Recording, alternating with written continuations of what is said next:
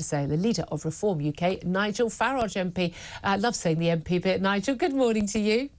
Good morning. Thank you so much for joining us. Look, I don't want to get bogged down on this, but I got to ask you about this Gregg Wallace story, because a lot of people are saying this is a free speech story. This is a bunch of, as he says, middle-class women of a certain age, basically not being able to take a laugh, not enjoying banter. What's the big deal? Other people saying, look, boorish behaviour, BBC should have stepped in sooner. Where do you stand? I don't really know, to be honest with you. I mean, clearly, boorish behaviour seems undeniable. He perhaps had a way of talking and behaving that we would call outdated, to say the very least. But his pushback strikes me as being somewhat catastrophic. It does show a certain arrogance, a certain incomprehension that he might have behaved badly. So I think he's dug himself an even deeper hole than he was in before. OK, I'm thinking a lot of people say, oh, people allowed a bit of banter. You love a bit of banter. I've never known you behave inappropriately with any women I see around in terms of making a woman feel uncomfortable like that. No. I mean, look, as I say, I wasn't defending his behaviour. I was just saying people of a certain age who went to work 40 years ago, it was a bit like that in the workplace. Yep. And it was pretty unpleasant for women. You're not old enough, Julia, of course, to remember. I know that. But, as I say, he seems to show no remorse whatsoever when clearly he has offended an awful lot of people. What is surprising is that the BBC didn't step in earlier and say, look, this is inappropriate, out of date. It really is actually genuinely upsetting some people. Please change your behaviour. And it seems that no one did that, which I do find, particularly in the modern world, a bit odd. OK, well, let's move on. Let's talk about what we don't find a bit odd, totally expected. The latest migrant numbers this morning. We're expected to have official confirmation that we have seen more than 20,000 Channel migrants crossing on small boats since July the 5th, when Keir Starmer took over as Prime Minister. He said he was going to smash the gangs, he was going to get on top of this, abandon the Rwanda policy. We know that more people come in the summer months than come in winter months. So is this to be expected, or do you think that actually this is a big Labour fail? Well, what's interesting isn't just the 20,000 number, 20,000 nearly all young men who come from completely different cultures, and many of whom will go straight into criminality. Sorry, but that's the brutal truth. The other numbers are interesting. Another 6,000 have gone into hotels since the 5th of July, and returns, quarter three returns of those that are not allowed to stay here is down even from last year. So by every measure, the Labour government are failing. Smashing the gangs will not work because the incentives are so big. When a gang can make €2 million during a calm week in the summer or autumn, it doesn't matter what you do. You can put people in prison. You can threaten them with the death penalty. More people will come forward because there's so much money involved. And so between them and the Conservatives, there is a total failure to understand. The only deterrent, and by the way, I said this, Julia, 4 years ago, when I went out into the Channel to try and highlight this issue. Remember this, the only deterrent is deportation. And deportation will not happen all the while the European Convention on Human Rights is written into UK law and used by judges. And Starmer's second speech as Prime Minister was how much he likes the ECHR and why we would never leave. And the Conservatives had a choice between Robert Jenrick, who was, well, it was like a Nigel Farage tribute act, really. But hey, I did agree with what he was saying. And the Conservatives have opted for a leader that doesn't want to leave. So, Kemi Badenoch has said only last week in her first big policy speech, made it about migration. We have to stop being squeamish about it. She said that leaving the European Convention on Human Rights wasn't even the most radical thing that they might have to do. I shall do such things. They shall be the terrors of the earth. Yes, I know. It's nonsense. She's a continuity candidate. Nothing's going to change. And I'm sorry to say that this is a national security crisis. There are people coming in here with ill intent towards our country. Of that, I've absolutely no doubt. Frankly, it's calamitous. Let me also ask you about something that certainly was calamitous for many of us over recent years, and that was lockdown policies pushed largely by organisations like the World Health Organization and others, in complete breach of all previous pandemic planning, indeed our own pandemic plan. You and I were both people who, after supporting the beginning of the first lockdown, had major concerns against this being an evidence policy. There's a lot of concern that the World Health Organization is moving towards being a body, and previous government, this government, where basically they take over all control of any pandemic planning in the future, taking all that control and power away, even from national governments who are at least in some way minimally accountable to us people. We know that Donald Trump has got big issues with a lot of those big organisations like the World Health Organization. Now, you are part of a sort of a body sort of looking at basically what's called the Bell Review, looking to either reform or possibly even replace the World Health Organization. And they're launching today. Tell us what that's about and what the plan is. Yeah, I mean, I'm involved with an organisation called Action on World Health.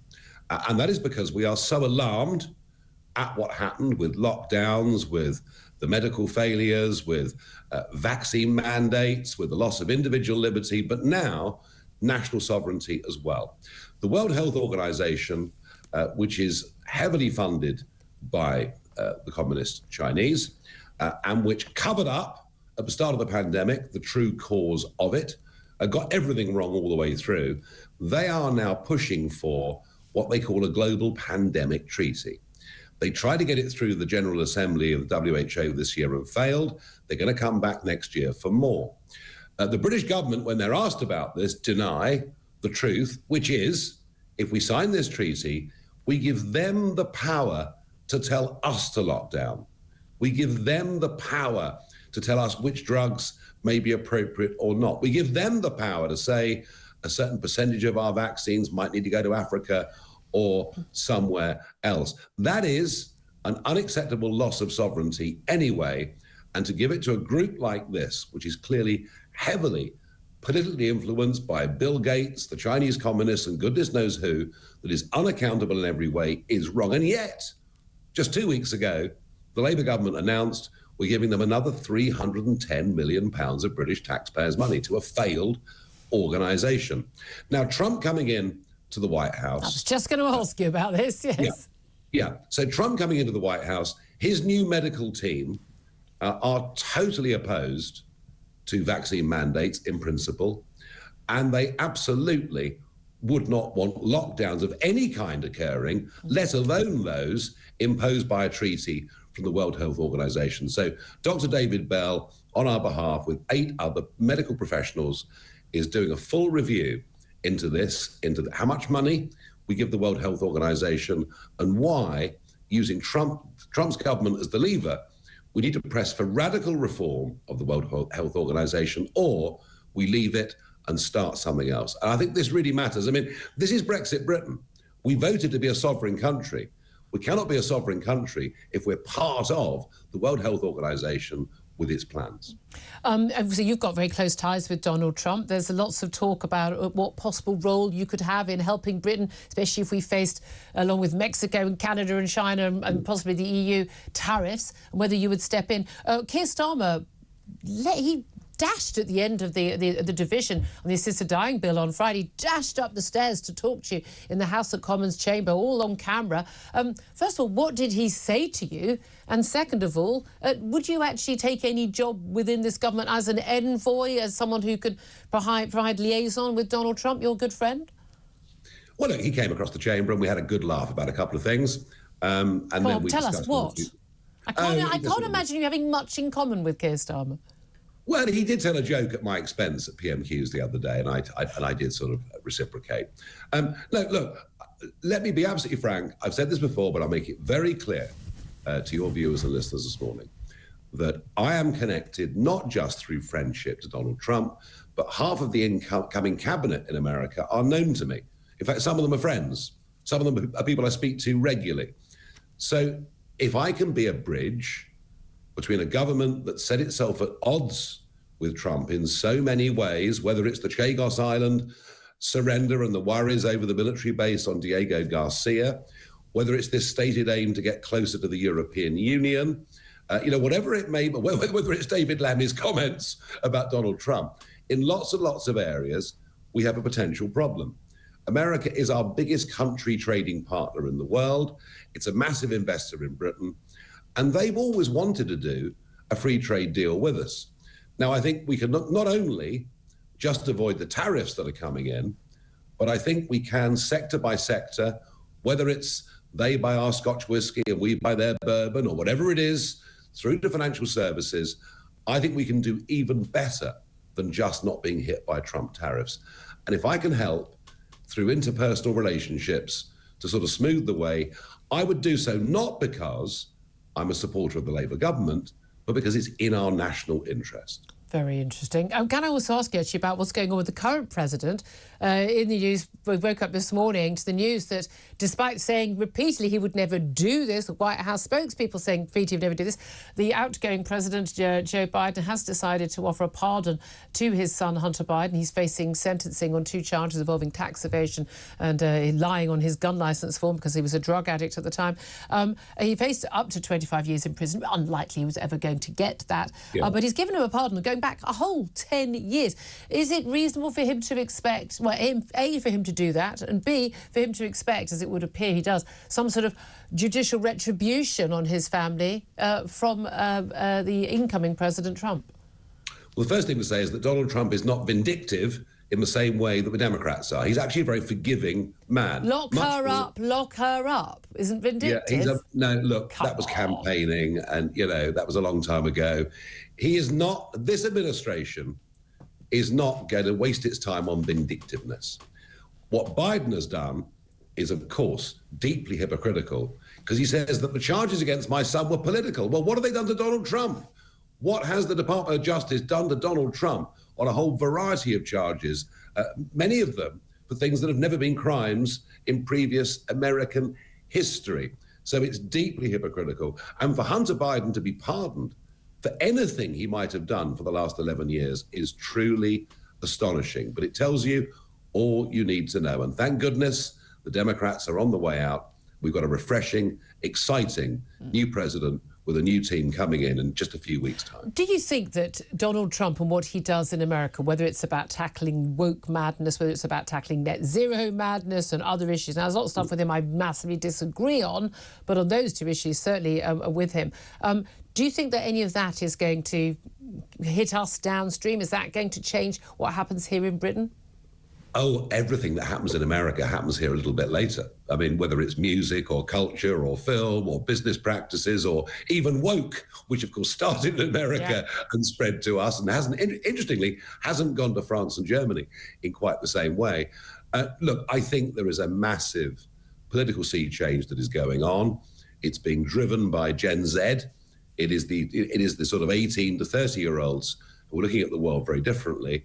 And yeah, I'm very confident. Not everything, we're not identical, but many of the things that Trump is trying to do will become mainstream views in this country. And how interesting to see that Trump's personal popularity in Britain, despite a constantly negative media, is now higher than that of Keir Starmer's. And I think even commentators, Julia, like you, will be changing your tune as this second Trump administration. No, I said if it were given the choice, he's the candidate I would have voted for. I said that many times on this show before the election. Just finally, he's obviously a big supporter, is financially as well, is Elon Musk. Owner of SpaceX and X, as we still know as Twitter.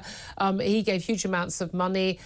He's talking about giving you, apparently, $100 million to help Reform UK win the next gen election. Now, of course, he's a foreign national, but of course he has companies in Britain, so he could funnel it legally through a company here. First, would you welcome his money? And second, would that be enough to help you win the next election? I don't know anything about this story at all. Nothing whatsoever. It's a Sunday Times story. Somebody has said something to someone. I've had no indication of this whatsoever. Would you take the money if it was offered? We'd take legal money if it was offered to us. Of course we would, yeah. When you think that the big party machines raise tens of millions every year, and we are a little bit like David with a small stone in a sling, of course, we need money as a party, of course we do. But whether there's any truth in this story, I have honestly got no idea. OK, always good to talk to you. Nigel Farage, covered a lot of ground there, leader of Reform UK. Thank you for that. Sam Armstrong, you had a little bit of a dig at the Tories. Now, you actually were helping on Robert Jenrick's campaign. He said he was just a tribute act, but he thinks Kemi Badenoch is just a continuity candidate.